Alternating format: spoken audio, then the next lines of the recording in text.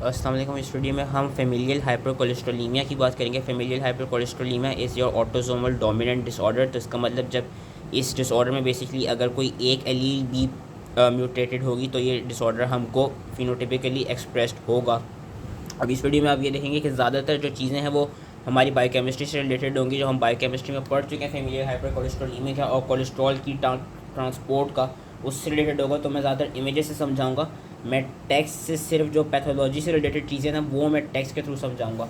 अब फेमिलियल हाइपरकोलेस्ट्रोलीमिया में होता है क्या, मोस्ट कॉमन चीज़ जो फेमिलियल हाइपरकोलेस्ट्रोलीमिया में देखी जाती है वो ये देखी जाती है कि जो एलडीएल के रिसेप्टर होते हैं ना, उन एलडीएल की जो बेसिकली जो जीन एलडीएल रिसेप्टर्स को इनकोड कर रही होती है उसमें म्यूटेशन हो जाती है। जब उसमें म्यूटेशन हो जाती है तो उसकी वजह से होता क्या है कि जो एलडीएल है, LDL can not bind to its LDL receptor, जिसकी वजह से एलडीएल की जो हेपेटिक क्लियरेंस होती है, नॉर्मली हमें पता है कि एलडीएल लिवर के थ्रू ही क्लियर होता था, उसकी डिग्रेडेशन होती थी, तो एलडीएल की वो हेपेटिक क्लियरेंस सही से नहीं हो पाती और उसकी वजह से एलडीएल के लेवल्स बढ़ते रहते हैं। और जब एलडीएल के लेवल्स बढ़ते रहते हैं so it predisposes the patient to have hypercholesterolemia, increase cholesterol levels and having क्या कहते हैं increase chance of getting myocardial infarction और एथेरोस्क्लेरोसिस।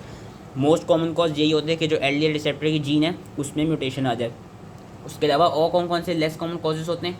एक कॉज ये होता है कि जो एपोलाइपोप्रोटीन B100 है, जो कि बेसिकली एल के ऊपर प्रेजेंट होती है, हम अभी आगे देखेंगे भी कि एपो B100 एल के ऊपर प्रेजेंट होती है एंड वो ही एल रिसेप्टर से जाके अटैच करती है, जिसकी वजह से फिर फर्दर एल की इंटरनलाइजेशन और डिग्रेडेशन होती है। तो दूसरा लेस कॉमन कॉज क्या है? दूसरा लेस कॉमन कॉज ये कि जो एपोलाइपोप्रोटीन B100 है, जो कि बेसिकली लाइगेंड है एल रिसेप्टर का, उसमें म्यूटेशन हो जाए जिसकी वजह से सही से बाइंडिंग नहीं हो पाएगी। और तीसरी इवन लेस सबसे जो रेयर कॉज होती है फेमिलियल हाइपरकोलेस्ट्रोलेमिया की, वो ये होती है कि एक एंजाइम होता है proprotein convertase subtilisin kexin type 9 which is also known as PCSK9। इसमें म्यूटेशन हो जाए। इसका नॉर्मली काम क्या होता है? इसका नॉर्मल काम ये होता है कि ये जो एल रिसेप्टर्स है उनकी डिग्रेडेशन कराता है within the hepatocytes within the cell, और डिग्रेडेशन कराने के साथ साथ ये करता है कि जो एल रिसेप्टर्स है उनकी नॉर्मल अमाउंट को basically on the surface of hepatocytes उनकी नॉर्मल अमाउंट को मेंटेन रख रहा होता है। जब ये ज़्यादा डिग्रेड कर देगा तो उसकी वजह से ज़्यादा L receptors surface of hepatocytes पे होंगे नहीं, जिसकी वजह से जो सीरम लेवल्स होंगे एल के वो बढ़ जाएंगे। ये याद रखना है क्योंकि इस चीज़ में काफ़ी लोग कंफ्यूज हो जाते हैं कि जो मोस्ट कॉमन है वो एल में कोई म्यूटेशन नहीं हो रही, एल रिसेप्टर पे एल रिसेप्टर की म्यूटेशन हो रही है। तो जब म्यूटेशन हो जाएंगी एल रिसेप्टर की, एपो B100 की या PCSK9 की, तो उसकी वजह से इवेंचुअल कॉज क्या होगा? इवेंचुअल कॉज यही होगा कि it will lead to impaired hepatic clearance of LDL, increased serum levels of cholesterol giving rise to premature atherosclerosis and greatly increased risk of myocardial infarction। ये देखा गया कि जो हेट्रोजाइगोट्स होते हैं, यानी जिनमें विद द म्यूटेंट जीन, यानी जिनमें डिपेंडिंग अपॉन जिसकी रिसेप्टर या जिस जीन की भी म्यूटेशन हुई है, हेट्रोजाइगोट्स जो होते हैं, हेट्रोजाइगोट्स में ये देखा गया कि उनमें कोलेस्ट्रॉल लेवल्स एलिवेटेड होते हैं, उनमें टेंडिनस ज़ैंथोमास देखे जाते हैं and there is premature atherosclerosis in adult life. Whereas homozygotes को कैसे डिफरेंशिएट करते हैं? होमोजाइगोट्स में हमको ये साइन एंड सिम्टम्स मिलते हैं कि हेट्रोजाइगोट्स में हमें टेंडन्स पे ज़ैंथोमास मिल रहे थे, होमोजाइगोट्स में हमें स्किन के लेवल पे ज़ैंथोमास मिलते हैं, हमें coronary cerebral and peripheral vascular atherosclerosis मिलता है एंड हमको MI मिलता है which can occur before age of 20 years, whereas जो प्रीमेच्योर एथेरोस्क्लेरोसिस था हेट्रोजाइगोट्स में it was occurring in the adult life. तो ये कुछ डिफरेंसेस हैं जो कि हेट्रोजाइगोट्स और होमोजाइगोट्स क्या कहते हैं एलील्स को एक तरफ से डिफ्रेंशिएट करते हैं। अब फिर उन्होंने बताया हुआ normal cholesterol metabolism and transport. हमें पता है हमने बायोकेमिस्ट्री के नॉलेज से कि एक्सोजीनस मेटाबॉलिज्म भी होते हैं और एंडोजीनस भी होते हैं। एक्सोजीनस की उन्होंने फिगर बताई नहीं है। एक्सोजीनस वैसे टेक्स्ट में उन्होंने थोड़ा सा बताया हुआ है कि हमने बायोकेमिस्ट्री में पढ़ा था कि जब हम डाइट में अपनी कोलेस्ट्रॉल या ट्राइग्लिसराइड लेते हैं तो होता है कि जो काइलोमाइक्रोन्स होते हैं वो उनको टेकअप करते हैं, उनको टेकअप करने के बाद काइलोमाइक्रोन्स चले जाते हैं मसल्स और एडिपोसाइट्स के पास, और वहाँ पे जब वो कैपिलरीज के अंदर होते हैं तो they are degraded, your chylomicrons are degraded, जिसकी वजह से फिर जो काइलोमाइक्रोन रेमिनेंट्स होते हैं with the high levels of cholesterol वो फिर लिवर के अंदर एंटर हो जाते हैं, और इस तरह जो कोलेस्ट्रॉल के लेवल्स होते हैं वो हमारे मेटाबॉलिक पूल में आ जाते हैं। या कभी कभी क्या होता है कि जो फ्री कोलेस्ट्रॉल होता है इट इज़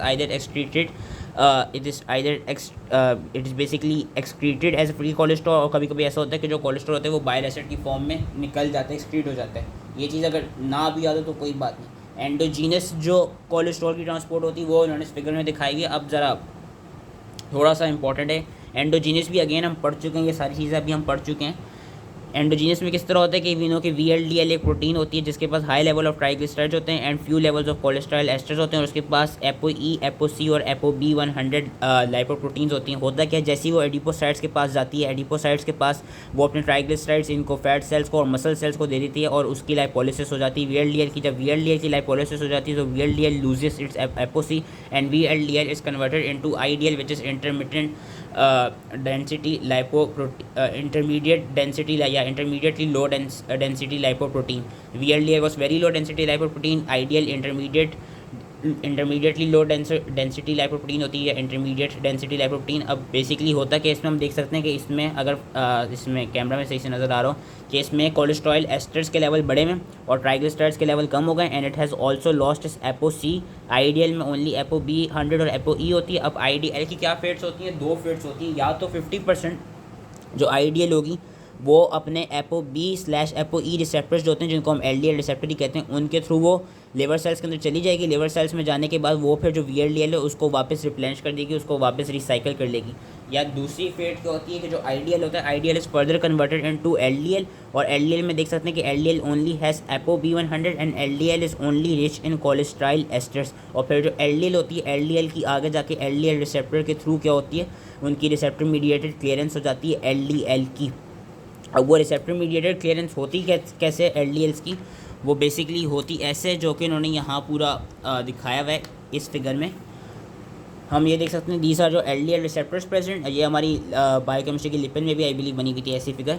और कुछ LDL रिसेप्टर्स ऐसे हैं जो कि कोटेड पिट्स के अंदर यूँ क्लस्टर्ड अब हुए हैं। ये हम देख सकते हैं काफ़ी सारे ग्रीन LDL रिसेप्टर्स हैं जो कि कोटेड पिट के ऊपर विच इज़ क्लैथरीन कोटेड पिट्स उनके पास क्लस्टर्ड हुए हैं।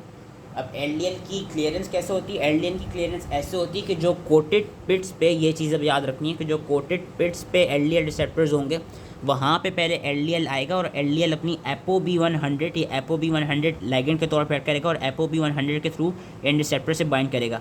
जैसे ही ये इन कोटेड पिट्स वाले LDL रिसेप्टर से LDL बाइंड कर लेगा तो होगा क्या, LDL रिसेप्टर की विद LDL होगी इंटरनलाइजेशन और एंडोसाइटोसिस होगी विद द कोटेड वेसिकल। ये हम देख सकते हैं कि इसकी एंडोसाइटोसिस हो गई और इसकी इंटरनलाइजेशन हो गई है, रिसेप्टर मीडिएटेड इंटरनलाइजेशन। अब आगे क्या होगा, आगे ये होगा कि जैसे ये एंडोसोम में बढ़ गया, एंडोसोम में बन गया, एंडोसोम के बाद होगा क्या कि जो LDL रिसेप्टर्स होंगे वो LDL से डिटैच हो जाएंगे और LDL की लाइसोसोमल डिग्रेडेशन हो जाएगी। वेरस जो LDL रिसेप्टर होंगे वो हम देख सकते हैं कि LDL रिसेप्टर अपने आप को डिसोसिएट करके कहाँ चले जाएंगे, वापस ऊपर चले जाएंगे और वापस जो कोटेड वेसिकल्स हैं वहाँ पे जाके वो दोबारा सरफेस पे प्रेजेंट हो जाएंगे। और यही चीज़ हम बायोकेमिस्ट्री में हमने पढ़ी थी और ये नॉर्मली हो रही होती है। और हम यहाँ पे एक और चीज़ जो इंपॉर्टेंट है वो याद रखनी है, वो ये याद रखनी है कि जो PCSK9 है which was proprotein converted subtilisin kexin type 9 enzyme, PCSK9 का फंक्शन क्या होता है जो मैंने शुरू में बताया था। PCSK9 का फंक्शन ये होता है कि डिपेंडिंग अपॉन द अवेलेबिलिटी या डिपेंडिंग अपॉन द मेटाबॉलिज्म वो जो LDL की रिसेप्टर्स हैं उनकी रिसाइकलिंग को मीडिएट करा रहा होता है। कि ये क्या करा रहा है, अगर तो उसको लगेगा कि ज़्यादा LDL रिसेप्टर्स प्रेजेंट है सरफेस पे तो वो LDL रिसेप्टर्स को सरफेस पे आने नहीं देगा, उनको डायरेक्टली इनहिबिट कर देगा, उनको डायरेक्टली डिग्रेड कर देगा। ये PCSK9 का नॉर्मल फंक्शन होता है कि PCSK9 करता क्या कि वो LDL रिसेप्टर्स की डिग्रेडेशन कराता है जब उसको लगता है कि LDL रिसेप्टर्स सरफेस पे ज़्यादा प्रेजेंट है। तो दैट वाज नॉर्मली हैपनिंग। और LDL रिसेप्टर ने हम देख सकते हैं LDL से डिटैच हो गए और डिसोसिएट हो गए और LDL की लाइसोसोमल डिग्रेडेशन हुई। अब LDL की लाइसोसोमल डिग्रेडेशन हुई है, LDLs में जो ApoB100 है it is converted into amino acids, जो कोलेस्ट्रॉल एस्टर्स हैं they are converted into free cholesterol. Cholesterol का हमें आगे पता है वो cell membrane, steroid hormones, bile acids बनाने में क्या कहते हैं हेल्प करेगा। कुछ कोलेस्ट्रॉल अगर ज़्यादा एक्सेस में हो गया कोलेस्ट्रॉल, देन क्या होगा, ये होगा कि एक तो कोलेस्ट्रॉल लाइसोसोम से निकलेगा कैसे, ये निकलेगा ऐसे due to help of two proteins which are known as NPC1 और NPC2। जब कोलेस्ट्रॉल निकल गया तो अगर कोलेस्ट्रॉल की अगर लेट सपोज ओवर सप्लाई हो गई है, एक्सेस हो गई है सेल में, तो कोलेस्ट्रॉल चार मैकेनिज्म करेगा। उन्होंने फिगर में 3 दिखाए हैं, वो 4 मैकेनिज्म क्या करेगा cholesterol will either inhibit its synthesis by inhibiting the rate limiting enzyme which was HMG-CoA reductase. Cholesterol will inhibit the synthesis of LDL receptors. उसकी वजह से क्या होगा, जब LDL रिसेप्टर्स की सिंथेसिस इनहिबिट हो जाएगी तो LDL रिसेप्टर्स बनेंगे नहीं। जब LDL रिसेप्टर्स बनेंगे नहीं तो ज़्यादा LDL इंटरनलाइज होगा नहीं, एंड जब ज़्यादा LDL इंटरनलाइज होगा नहीं तो ऑब्वियसली सेल के अंदर कोलेस्ट्रॉल के लेवल्स नहीं बढ़ेंगे, ऑप्टिमम हो जाएंगे। दूसरा क्या करता है कोलेस्ट्रॉल के कहते हैं अपनी वो एक एंजाइम को एक्टिवेट करते हैं जिसको यहाँ पे नाम लिखा हुआ है एसाइल को एंजाइम एसाइल को enzyme A cholesterol acyl transferase. ये बेसिकली एंजाइम, अगर एंजाइम का नाम नहीं भी याद होता तो ये याद रखना कि कोलेस्ट्रॉल कराता है कि अपनी जो स्टोरेज है उसको इंक्रीज़ कर देता है। अगर एक्सेस में हो कि कोलेस्ट्रॉल एस्टर्स को ये स्टोरेज फॉर्म में कर देता है। और चौथा मैकेनिज्म जो कि उन्होंने दिखाया हुआ नहीं है, जो कि उन्होंने टेक्स्ट में लिखा हुआ है, चौथा मैकेनिज्म क्या करता है, चौथा मैकेनिज्म ये करता है कि it up regulates the expression of PCSK9। जब PCSK9 का एक्सप्रेशन बढ़ जाएगा तो होगा क्या, PCSK9 क्या करेगी, PCSK9 का मैंने अभी फंक्शन बताया था कि वो LDL रिसेप्टर्स को डिग्रेड करते हैं। तो जब ये इसका एक्सप्रेशन बढ़ जाएगा होगा क्या कि जो LDL रिसेप्टर्स हैं उनकी ज़्यादा से ज़्यादा डिग्रेडेशन होगी, जिसकी वजह से अगेन LDL रिसेप्टर्स हमारे कोटर वेसिकल्स पे नहीं आ पाएंगे और फिर LDL की इंटरनलाइजेशन नहीं हो पाएगी। So this was all which was normally happening. अब हम आते हैं अपनी पैथोलॉजिकल चीज़ों पे कि फैमिलियल हाइपरकोलेस्ट्रोलीमिया हो क्यों रहा था। मेन कॉज मैंने क्या बताया था कि there is a mutation in LDLR जीन, LDL रिसेप्टर की जीन में म्यूटेशन हो गई है। अब जब LDL रिसेप्टर की जीन में म्यूटेशन हो गई है तो उसकी वजह से होगा क्या, उसकी वजह से होगा ये कि जो LDL है वो अपने रिसेप्टर के साथ बाइंड नहीं कर पाएगा और ये वाला पूरा प्रोसेस हो नहीं पाएगा। और जब LDL अपने रिसेप्टर से बाइंड नहीं कर पाएगा तो उसकी वजह से होगा क्या, उसकी वजह से होगा ये कि there would be impaired clearance of LDL के लेवल सीरम में बढ़ जाएंगे। जब LDL के लेवल सीरम में बढ़ेंगे तो उसकी वजह से हमारे पास जो वो होंगे कोलेस्ट्रॉल के लेवल्स होंगे वो भी बढ़ेंगे। और साथ में क्या हो रहा होगा, हमने भी पीछे देखा था कि LDL से पहले IDL थी और IDL भी LDL रिसेप्टर के थ्रू ही वो हो रही थी, इंटरनलाइज हो रही थी। जब LDL के रिसेप्टर ही डिफेक्टिव हुए में तो IDL भी बाइंड करके इंटरनलाइज नहीं हो पाएगी, जिसकी वजह से इसमें हमें क्या मिलेगा, इसमें हमें IDL के लेवल्स भी बड़े में मिलेंगे which will eventually lead to increase in serum cholesterol levels. दूसरी हमने क्या पढ़ी थी म्यूटेशन, दूसरी म्यूटेशन ये मैंने बताई थी जो कि इस पहले नंबर पे ये सबसे इंपॉर्टेंट है LDLR जीन। दूसरे नंबर पे है ApoB100 की जीन में अगर म्यूटेशन हो गई। अब अगर ApoB100 की जीन में म्यूटेशन हो गई तो उस केस में क्या होगा, उस केस में ये होगा कि सारे रिसेप्टर्स वगैरह सब नॉर्मल होंगे।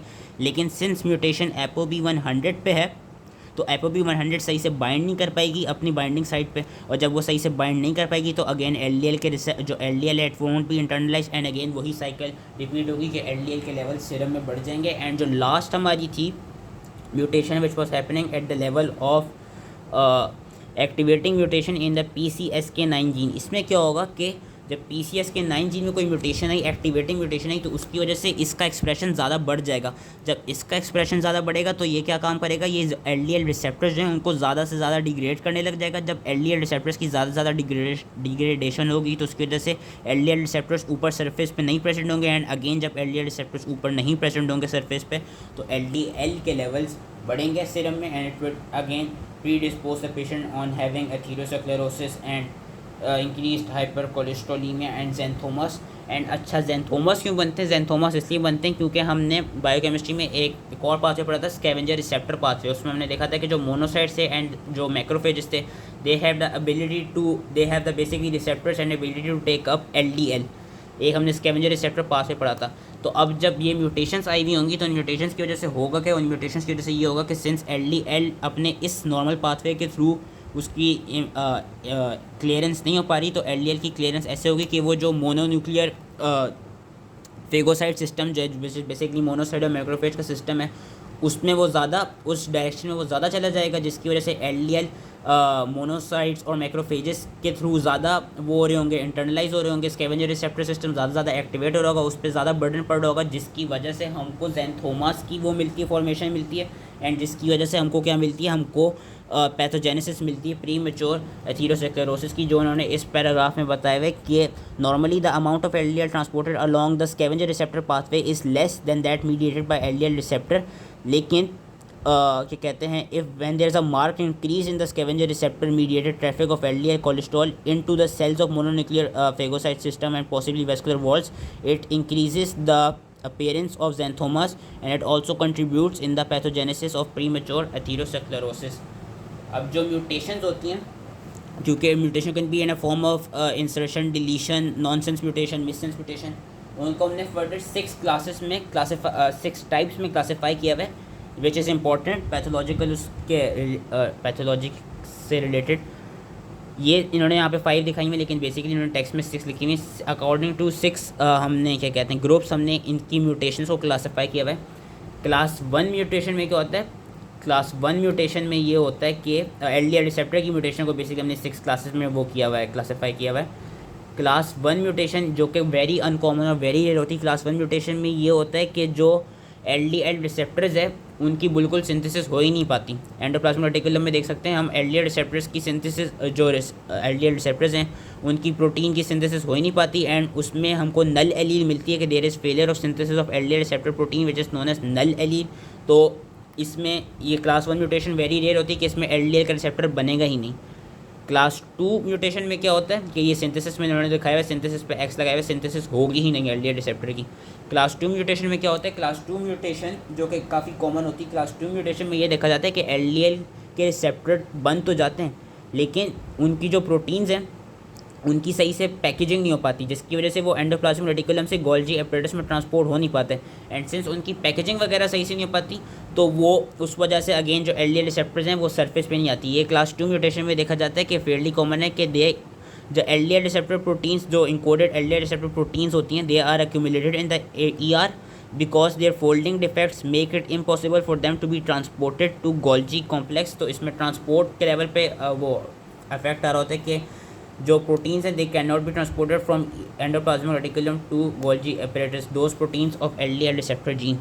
जो क्लास 3 म्यूटेशन होती है, क्लास 3 म्यूटेशन में ये देखा जाता है कि LDL के रिसेप्टर्स तो नॉर्मल होते हैं लेकिन जो उन रिसेप्टर्स पे ApoB100 की बाइंडिंग साइट है ना, उस बाइंडिंग साइट में कोई मसला आ जाता है, जिसकी वजह से होता क्या है कि जिसकी वजह से जो LDL है वो सही से अपने ApoB100 के थ्रू बाइंड नहीं कर पाएगा और अगेन जो LDL के लेवल्स हैं वो बढ़ जाते हैं। कि क्लास 3 म्यूटेशन में उन्होंने दिखाया हुआ है कि बाइंडिंग के लेवल पे मसला होता है कि जो क्लास 3 म्यूटेशन होती है it affects the ApoB100 binding site of the receptor, and जो म्यूटेंट LDL रिसेप्टर्स होते हैं they reach the cell surface but they fail to bind the LDL और they do so very poorly.